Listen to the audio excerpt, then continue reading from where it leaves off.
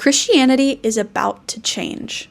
Well, not Christianity itself. Jesus isn't becoming a different person and the Bible isn't getting an update, but the culture around Christianity is going to look very different 20 years from now. And Gen Z might be the reason why. Because something kind of weird is happening in the youngest generation of Christian adults. Gen Z grew up in what was supposed to be an increasingly post-Christian world. We grew up with smartphones, social media, deconstruction, political chaos, church scandals going viral, celebrity pastors, and millions of reels and TikToks explaining that Bible verse you understood your entire life apparently doesn't mean what you think it means. Gen Z has had access to more arguments for and against Christianity than probably any generation before us, and somehow Christianity is still here. But I don't think the Christianity Gen Z carries into adulthood is going to look exactly like the Christianity our parents grew up with.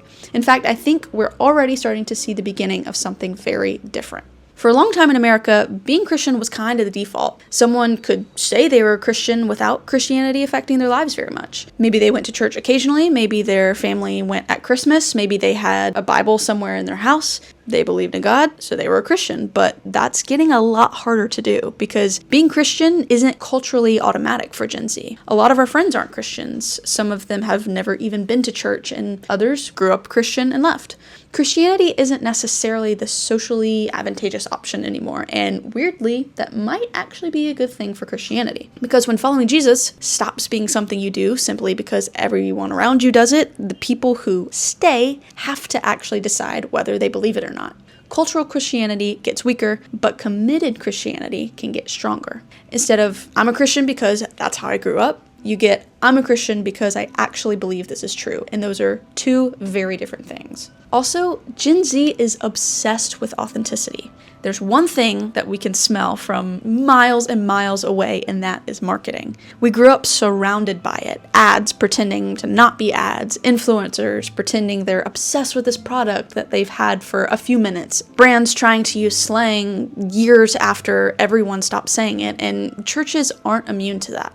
For years, a lot of churches tried really hard to make Christianity feel cool. They had the big stage and the cool lights and the young pastor and the cool Instagram graphics and the awesome coffee shop in the lobby. But I think Gen Z is starting to ask a different question. Not, is this church cool, but is this actually real? Do these people actually believe this? Does the pastor live like he believes it? Do these people care about each other when no one's recording or watching? Can I ask difficult questions here? Can someone admit that they don't know something? Because you can manufacture an experience, but it's much harder to manufacture authenticity. And I think churches that understand that are absolutely going to thrive with Gen Z. And weirdly, Christianity might become more traditional. This might be the most surprising part. You would assume that every younger generation would want Christianity to become more modern. Shorter services, less tradition, fewer rules, more casual, more convenient. But some young Christians seem very interested in the exact opposite. This ancient Christianity where you have church history and liturgy and old hymns, and they're being way more drawn to Catholicism in Orthodox churches and Anglican churches. Things that just feel old, and I think I understand why. Because our entire lives are constantly changing. Every app redesigns itself, every trend disappears, every piece of technology becomes obsolete. Every week the internet decides something completely new is important, and eventually old starts to feel comforting. Imagine being 20 years old and walking into a church where people are praying words Christians have prayed for hundreds of years. There's something almost rebellious feeling about that. You're participating in something that existed long before the internet, long before America, before even the printing press, before basically every institution we've ever known. In a culture obsessed with whatever happened 15 minutes ago, Christianity can offer something ancient. I don't think every Gen Z Christian is about to become Catholic or Orthodox, but I do think Christianity's history is going to become increasingly attractive to young people who are tired of everything feeling so temporary. Another thing that I think might happen would be the celebrity pastor fading away. At least I kind of hope so, because for a while, American Christianity became incredibly good at creating Christian celebrities. Massive churches, massive conferences, massive platforms, pastors with millions of followers, and then Gen Z got a front row seat to when some of those people completely imploded, because that's another difference. Previous generations might have heard rumors about famous pastors. Gen Z gets a whole YouTube documentary, 12-part TikTok investigation before they even open their eyes in the morning. Nothing stays hidden, and I think that that's going to make younger Christians much more skeptical of Christian celebrity culture. If your entire church revolves around one charismatic guy on stage, what happens when that guy fails? Maybe the future of Christianity is smaller, less impressive, more local. Less, hey, look at our pastor, and more, look at our community that we've built. And honestly, I think that is a pretty healthy change. There's another thing that churches aren't really going to be able to do anymore, and that's pretend that difficult questions don't exist. Because if a 19-year-old asks a question about Christianity and their church won't answer it, the internet will, pretty much immediately. And the person answering might be an atheist, or a Catholic, or a Calvinist, or Orthodox priest, or some guy in his bedroom with a microphone and 3 million subscribers. Gen Z has access to every argument imaginable. Why would a good God allow suffering? How do we know the Bible is reliable? Why are there so many denominations? What about evolution and other religions and sexuality and hell? And what about Christians who've done horrible things? You can't just say, don't ask that, because we will. And I think that's a great thing. Christianity has survived difficult questions for 2,000 years. It doesn't need to be protected from a 20-year-old. The churches that thrive with Gen Z won't be the ones that eliminate doubt. They'll be the ones that aren't terrified of it. But the internet could also make Christianity really weird.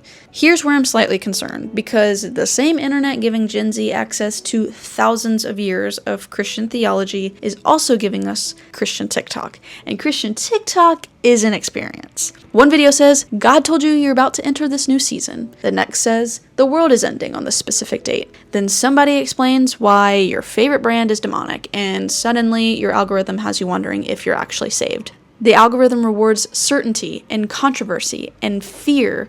It rewards someone saying, Christians need to know this thing. It does not really reward, this is a complicated theological issue that Christians have debated for 1,600 years, and there are thoughtful arguments on several sides. No one's making that into a reel. And that's going to be one of the biggest challenges for Gen Z Christianity, because for the first time, a generation is forming its theology partly through algorithms. Think about how insane that is. Your understanding of God can literally be influenced by what an app thinks will keep you staring at your phone for another 30 seconds. And I think Christians need to take that way more seriously.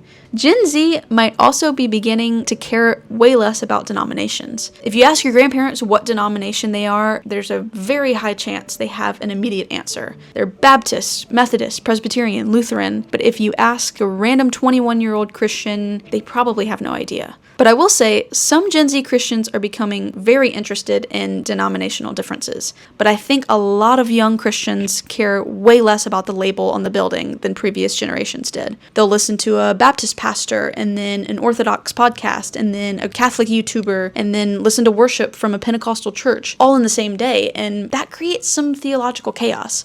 But it also means denominational walls that once felt enormous can suddenly feel a lot smaller, and a Gen Z Christian's religious world isn't necessarily confined to the church that they attend on Sunday. It's global, which is exciting and a little bit terrifying. Here's what might matter more than anything else. Gen Z is incredibly connected and incredibly lonely. We don't just need a better sermon, we need people, real people. We need somewhere that we can show up every single week and someone notices we're there. Somewhere friendships aren't based on sending each other reels. Somewhere where you're around babies and grandparents and married couples and single people and people whose lives look nothing like yours. And that's something the internet can't replicate. And churches that realize this are going to have an enormous advantage, because maybe the biggest thing Christianity can offer a hyper-digital generation is something completely analog. A room, a table, a meal, a group of people who know your name. Now, I'm not saying Gen Z is going to save Christianity, and this is probably the most important part. Every few years, Christians get obsessed with the idea of a generation that's going to change everything. This generation will bring revival. This generation will save the church. This generation will finally get Christianity right. And then that generation gets older and discovers they're just people too. We're all sinners. Gen Z isn't going to save Christianity. We will get things wrong and will probably overcorrect from mistakes previous generations made and create completely new mistakes of our own. We'll have scandals. We'll have bad theology. We'll probably make some incredibly embarrassing TikToks and videos that our children will absolutely roast us about in 20 years. And Christianity will survive us, because that's kind of the point.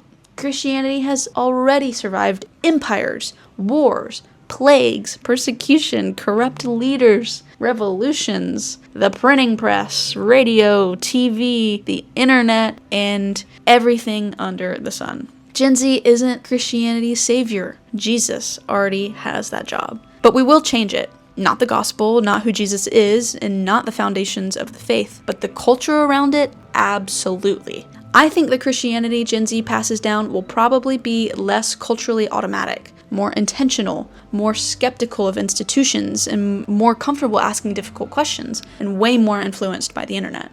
Possibly more interested in ancient traditions and less impressed by celebrity pastors, more desperate for genuine community, and hopefully more focused on actually following Jesus than simply looking Christian. Some of those changes will be good, some will probably be terrible. Most will be somewhere in between, but 20 years from now, Gen Z won't be the young people sitting in the back row anymore. We'll be the pastors and the parents and the elders and the theologians and the worship leaders, the people deciding what churches prioritize. We will be the people teaching the next generation what Christianity looks like, which means the question isn't really whether Gen Z will change Christianity. We will. Every generation does. The better question is, what kind of Christianity are we going to hand the generation after us? Because one day, they'll inherit the church we built, and they'll have to decide whether what we gave them is worth keeping. If you like this video and you want to see more content like this, please give the video a like and subscribe to the channel. That'll really help us out. Remember, Jesus loves you, and we'll see you in the next one.